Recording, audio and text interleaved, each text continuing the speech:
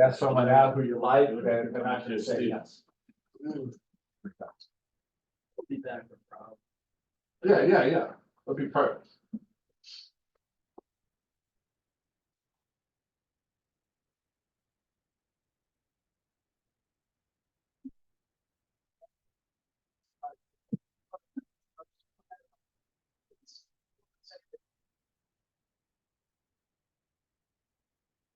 All right, everyone got put an answer on the board?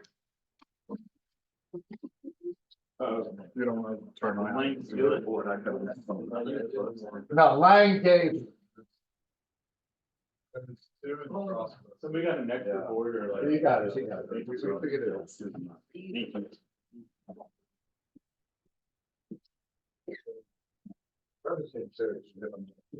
I have no record.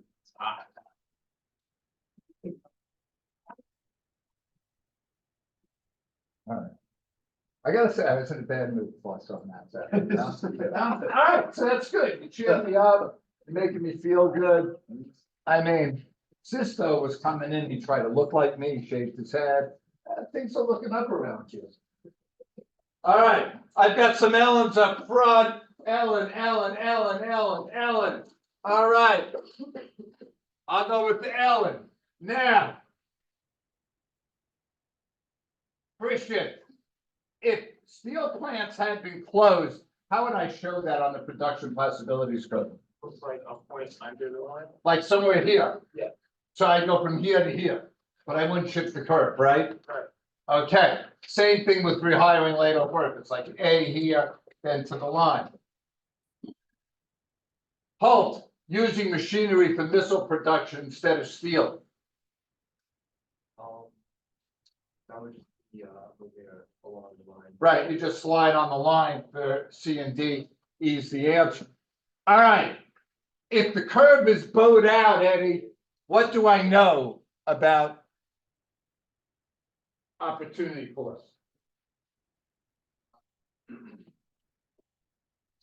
I can't hear you. Like, the same materials you use for, the, two products, parts like, Okay, you're right. Resources are not easily adaptable. If resources are not easily adaptable, increasing opportunity cost. If it's a straight line, then I have constant opportunity cost and resources are easily adaptable. Yeah. I saw it outside the line, like moving to the right. I thought it was unattainable with current resources. So how would you like? Because now you developed a more efficient steelmaking process, you've changed your quality of resources. Quality? I thought it was quantity. It's like that's what. No, because you developed a more efficient, so your quality. So talking about changing quantity or quality of resources, Greg, can you give me another shift of the production possibilities curve? taxes. Okay, I'm gonna get back. None of that. Isn't it? No, you're thinking of rat nest, but. Oh, wait, no, there's three of them. Four, but Four. No, come back. it's another T word. Not taxes, but a shift of the curve. Time? No. No. That's another, No. all right, I'm gonna come back to you later. Changing quality of resources. That's one. Technology was the T word I was looking for. Human resources. Human resources, capital stop. So you have change of quality of resources, changing human resources, change of capital stock, change of technology. All right. And this thing just decided to freeze. Okay. Yes, sir.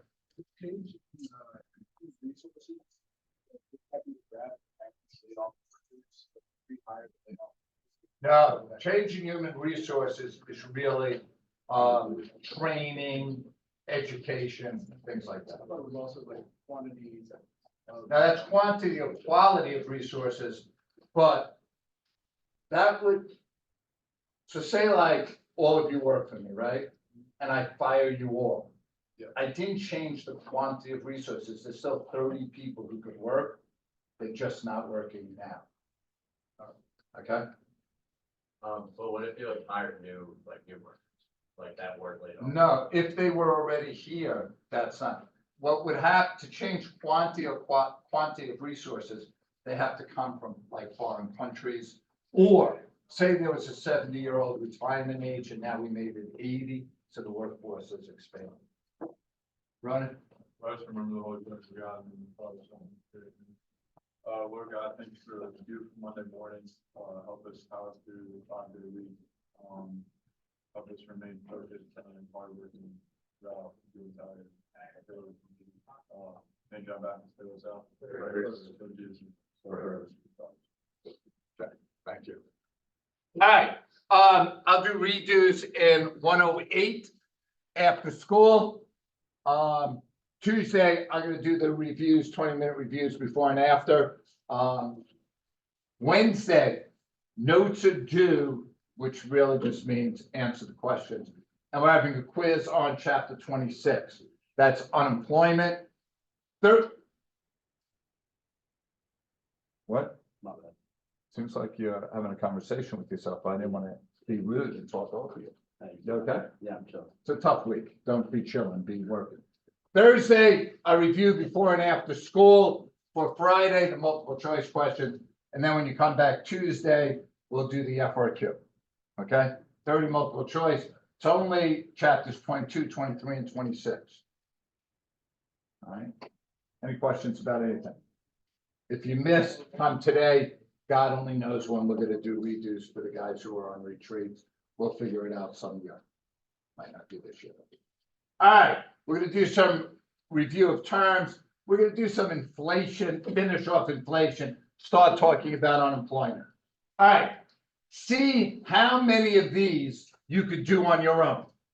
I'm going to go over them, so you don't have to ask your partner. Just see how many you could remember. See where you're at. Go.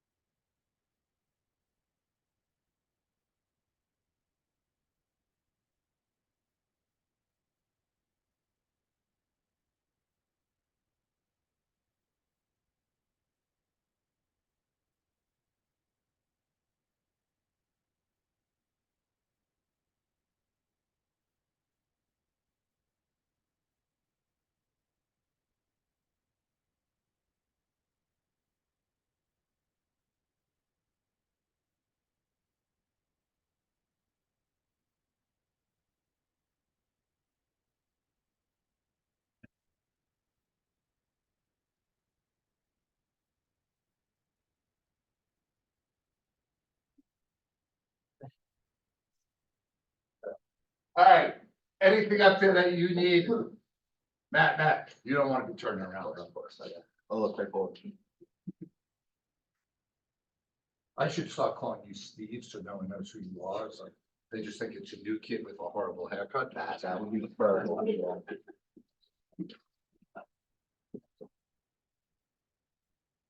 GDP deflator.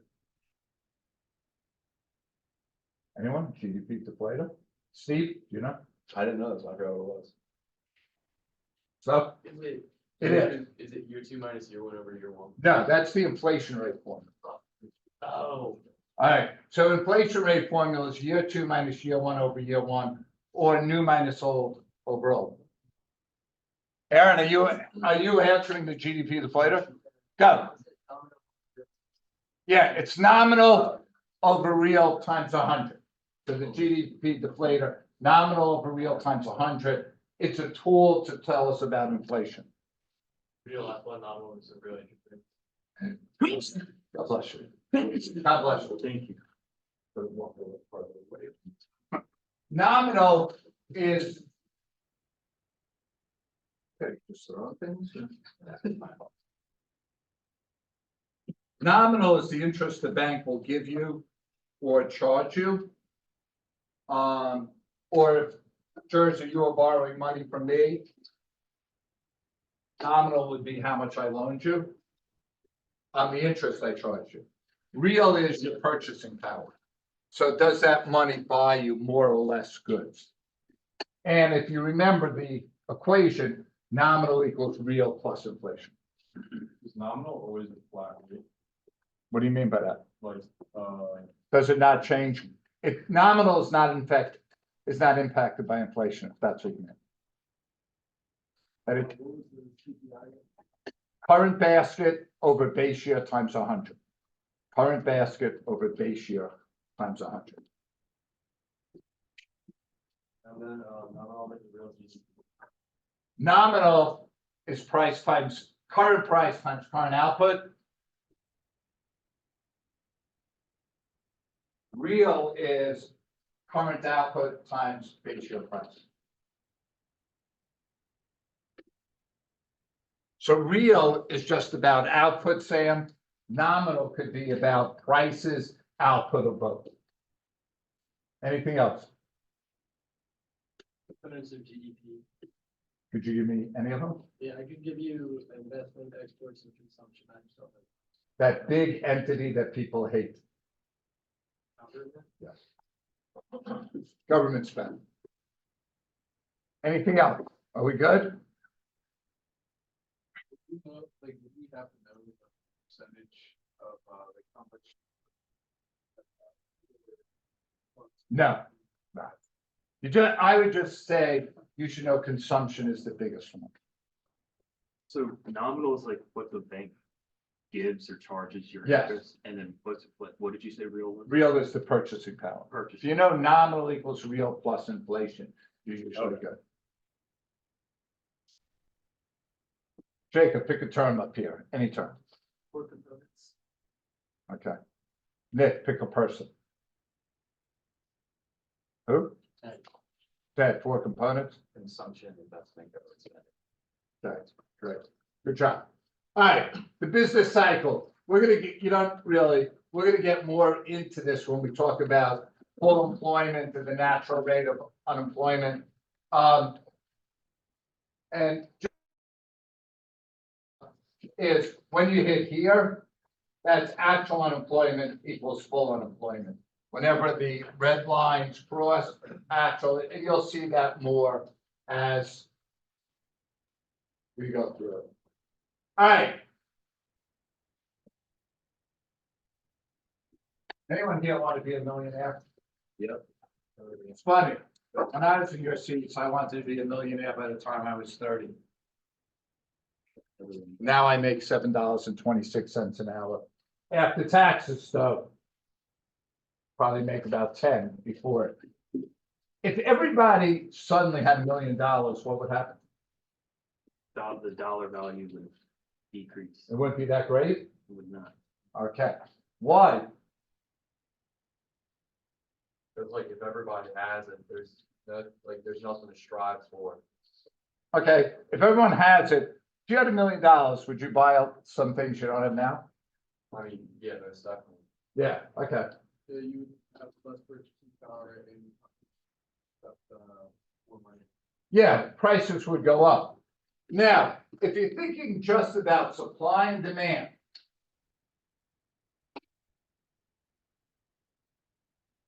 How do prices go up? No, just supply and demand. Prices go up, supply goes down. No. It's either negative shift in supply or positive shift in demand. Right, demand either shifts right or supply either shifts left. Okay, talking about shift as a supply timer, could you give me the tape? Taste. Taste, I, M, E, Stephen, E. Expectations, R. And related goods or substitutes and complement. Rat net. Sorry, Steve. R, A. Ultimate production. Yeah, nice, that's a good one, T. N.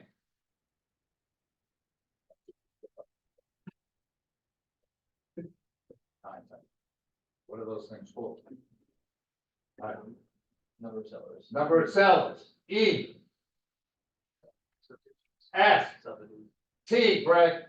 Because you said that. All right, go to the shift. All right, so your first cause of inflation is the government prints too much money.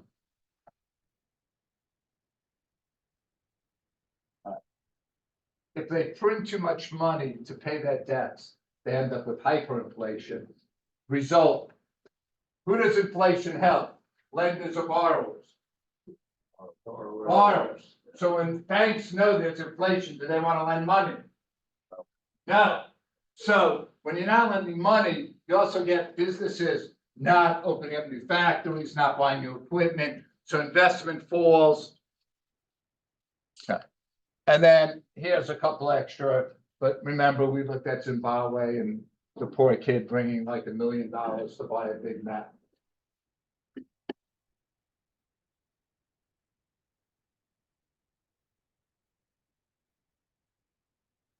We don't need to know that name, the quantity theory for. Oh, yes, you will.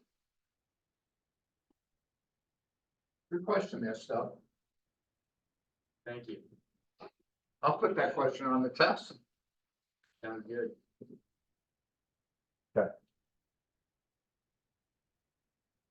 There it is, slide again. All right, now.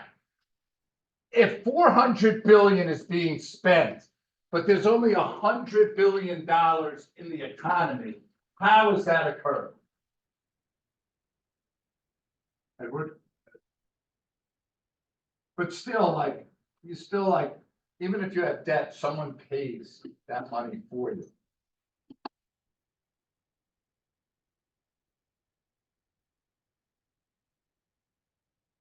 Buying a lot of things, so the money that I used to buy something goes to someone else, which they then used to buy something. Okay. Do you ever get the same dollar back and spend it again? Maybe, but Yeah. I mean, and that's what happens. So we call that the velocity of money. So the average times a dollar, that dollar is spent, kind of what Jacob said. So here, the dollar would have to be spent 4 times, right? We got 100 billion, it would have to be spent 4 times to get 400 billion, okay? So the quantity theory of money has an equation, so it's M times V equals P times 1. Now, if you remember the equation, the questions they ask you are simple, because you're just plugging in. All right, M is money supply, P is price level. They generally work hand in hand together. V is velocity, Y is quantity of output.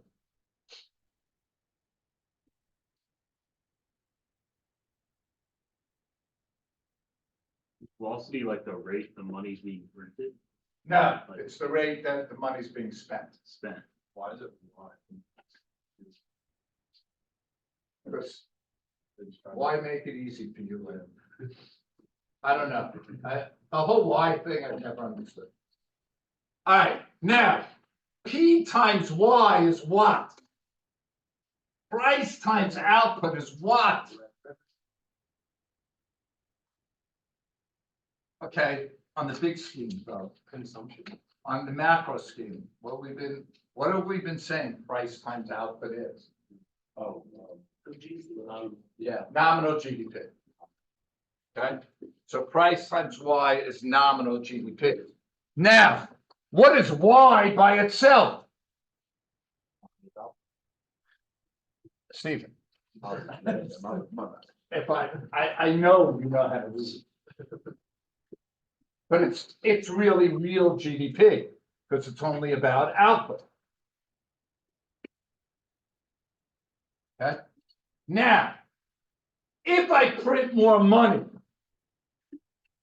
or we would just have more output? No. Also, spending habits don't change. So V and Y are usually constant. All right, so assume Israel, because people's spending habits are not quick to change. Also, output is not affected. All right, so what's going to happen? Notice, so assume that the money supply is 5 and it is being used to buy 10 products. So if output is 10, price level is 2, that's 20. If the money supply is 5, what is velocity going to be? 4, right? 5 times 4. Now, if the velocity and output stay the same, what will happen if the money supply is increased? So this is going to be 10 times 4 is 40. Now, if output is still 10, what is price level going to have to be? 4. Notice price level went from 2 to 4. So when you double the money supply, you double the price level. All right, and that's why when countries try to get their way out of debt by increasing money supply, they get themselves in a lot of trouble. Yes, sir. Does the US government print a lot of money? Oh, yeah. Is that why? No. There's reasons why inflation hasn't been that bad. Because the real way for inflation, when you print a lot of money, is that banks have to loan it. And our banks haven't been loaning it that much. What if the amount of money printed isn't reported, so people think it's worth more than it actually is? It doesn't matter, because if you have $1 million in your pocket, and if we all have 1 million, even if no one told us, we're all gonna spend it. I mean, some people are in good habits. All right, the second one is demand pull inflation. Someone said this earlier, that demand is one of the reasons, demand to the right. And all that is too many dollars chasing too few goods. So that is too, we have some money and we're going out and buying things.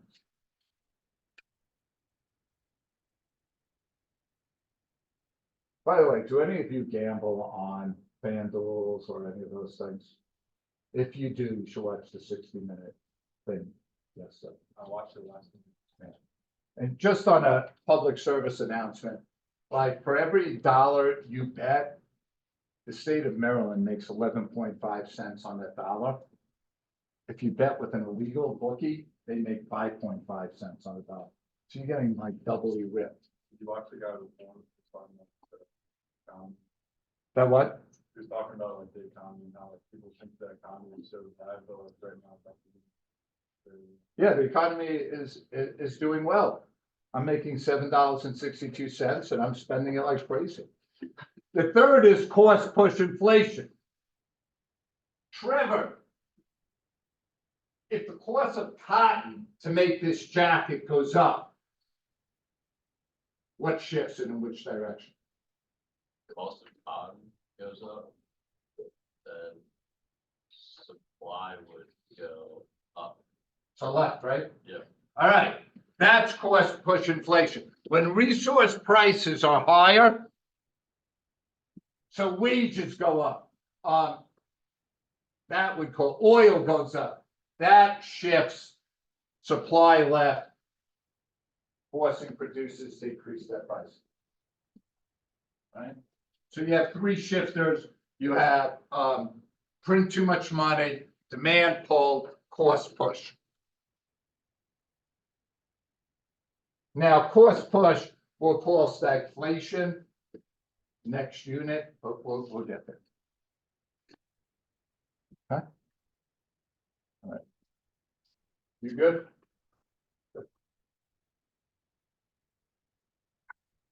Give people a second to jot things down.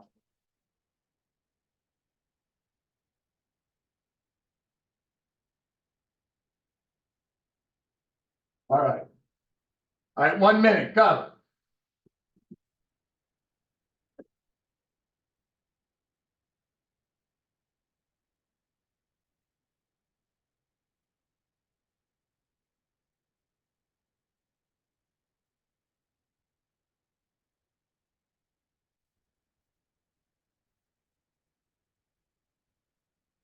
All right, put an answer on the board. Let's go.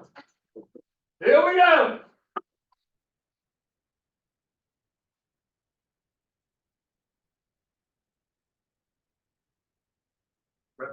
He's on a roll. Yeah, but always, No, Trevor, the only way to coast is downhill. We're not coasting anymore. All right, I've got a lot of broccoli. Oh, we are healthy. Broccoli. I have blueberries for breakfast, healthy. All right, what? If you walk down the street and you ask the normal person what is unemployment, they wouldn't know. Unemployment of workers that are actively looking for a job that aren't working. Is a stay-at-home dad unemployed? No, not looking for work. Not in the labor force. Is that like a? Say that again? Yeah, that like a technical. No, not really. Is. Who's that?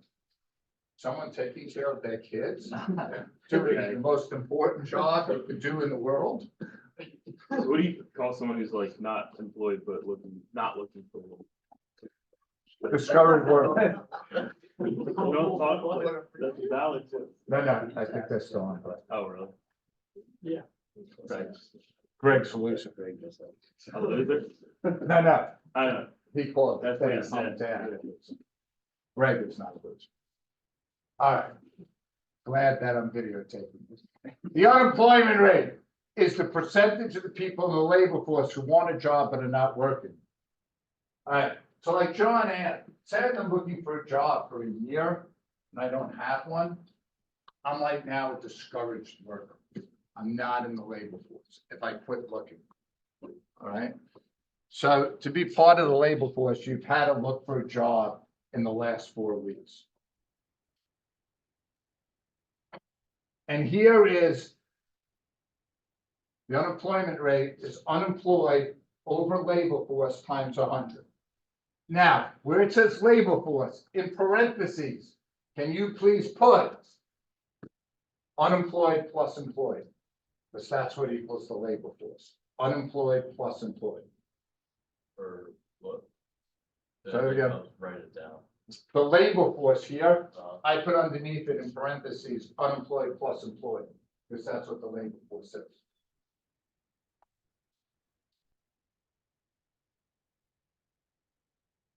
Now, Mr. Hubbard, not you, but I will bet on a test, they're gonna ask for the unemployment rate and someone's gonna put unemployed over employed. But that's not it. It's unemployed over employed plus unemployed.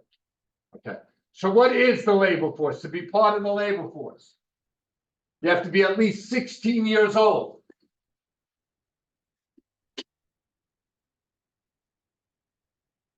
Yes, sir. Do you think, lowering like the age of the workforce, like, do you think that would increase it? Cause it's like they're earning more money, but then it's also being spent back. Yeah, but I don't know how many jobs there would be for those younger people, you know, and they're gonna mostly be like fast food type jobs. So maybe, you know, some people value this education thing. And they think if you're working, like my dad did not let me work while I went to school. which I thank them for. At least 16 years old, able and willing to, not institutionalized, so not in jail. And when I say in a hospital, not in a hospital for a prolonged time. So, you know, you can be in a hospital for a week or two. Not in the military, and that really has to do with, we didn't used to have a standing army. The government did just as quickly as Calvert Hall to change, so probably like your kids might change this. Would it institutionalized be like also kids who are in, group homes and stuff like that? Or like, Yeah, Well, what was the little, thing from you said for a number? but here, Yeah. employed and unemployed. That's what makes up the labor force. Okay? All right, the unemployment rate in the United States, 3.7%. Good job. All right. And that's been like, besides like COVID, which was pretty ridiculous unemployment rate, we've been around that for a while. Is that a good number? 3.7. How often does that fluctuate with like layoffs? It very little. You gotta remember, because you're talking about like 100 million people. You know what I mean? So it's a big. How does it compare to Europe? Much lower. European has much better unemployment benefits, so I think it tends to have people unemployed longer. the lower cost I'm not really sure about that cost of living, to be honest. When there were like the stipends during COVID, Yeah, is that, like, is that still like, incentivizing people not to work? I Or mean, they completely. the stipends are over, right? But yeah, you could argue that. All right, labor force participation is labor force over adult population. Labor force over adult population times 100. Labor force times adult population times 100. Is that including 16 or 18? 60. Okay. Okay. All right, You get that. I sure can.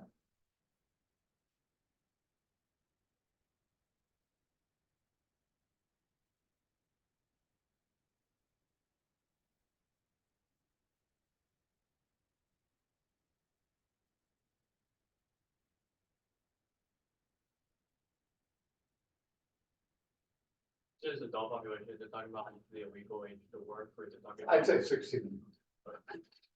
You good, everyone? All right.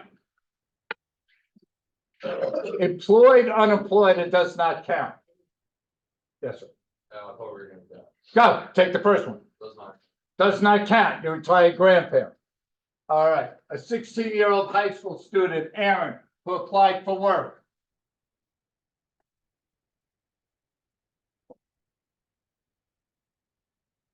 Unemployed, because he's applying for work, or she's applying for work. A 16-year-old high school student who quit work for sports. Doesn't count, all right? A single mom looking for a second job. Employed. Oh, we're gonna get to that. A college student who works part-time. Nathaniel. Employed. John, a prisoner serving a 5-year sentence. Does not count. A teacher that doesn't work during the summer. Sam. Employed because it's a vacation. Okay? Me. You, Stephen. Unemployed. I don't think so. Are you looking for a job? I mean, I'm kind of like a Walmart. Okay, you are. Okay, thank you. Good job. That guy who used to send me a scene named Matt, he didn't want to. All right, first thing, frictional unemployment, temporary or between jobs. So what do I mean? You have transferable skills. You could be graduating high school or college, looking for a job. That's frictional unemployment. Okay? You could have quit your job looking for a better job. That's frictional unemployment. It's short-term and temporary because you have skills. So like, could an example be like, if I'm a lifeguard in the summer, that's. Got it? Don't jump ahead of me, John. Is there ever zero frictional unemployment? No, because people are always graduating school, people are always looking for better jobs. Now, John talked about seasonal unemployment, which goes under frictional, which is a specific type, like a lifeguard. Maybe construction work in the winter. Yeah, you don't get much construction work, so you're laid off.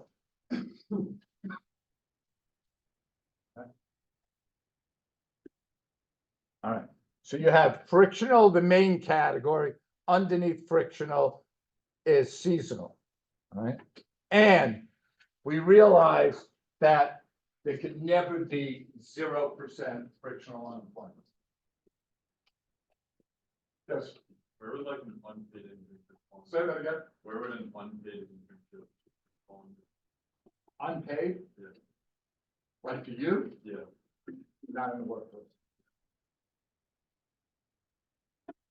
Okay, second up is more, quick multiple choice question, go, give you a minute, put it on a board.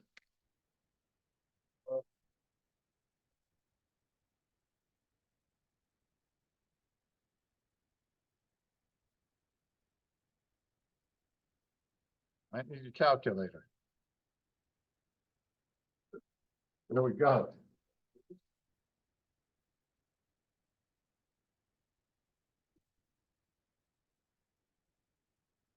Okay, yeah. Yeah. Yeah. No, it's like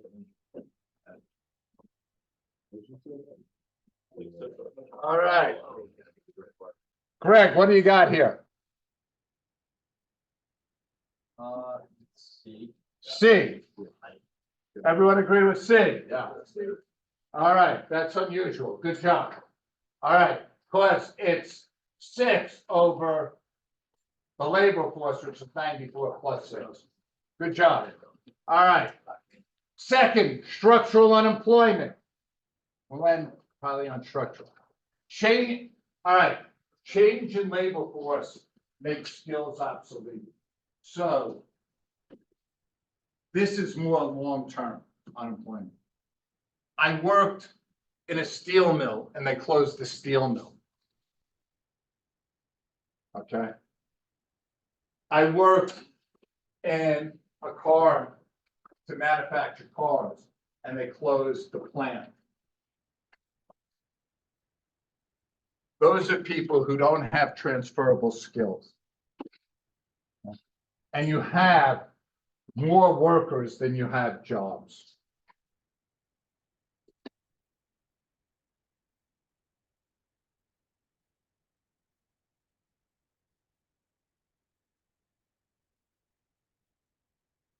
Yeah. Say that again. Yeah, seasonal goes under friction. All right, now, also under structural, there's what they call technological unemployment. That's me getting replaced by a robot. Can you imagine that, Nathaniel? A robot replacing me? I mean, Stephen, could you imagine? But you know what's good? You're starting to like respond to that. So I'm used to it. would That's the another kiosks at like McDonald's now, even though they're. Yeah. still- Yeah, but look, fast fill soda, right? That replaced the worker because the worker used to do that. The kiosk, you probably need less people at the counter because you punch it in. Excellent example. All right, by the way, last thing, does there always have to be structural unemployment? It does, because there's gonna always be technology. You gotta wait till tomorrow.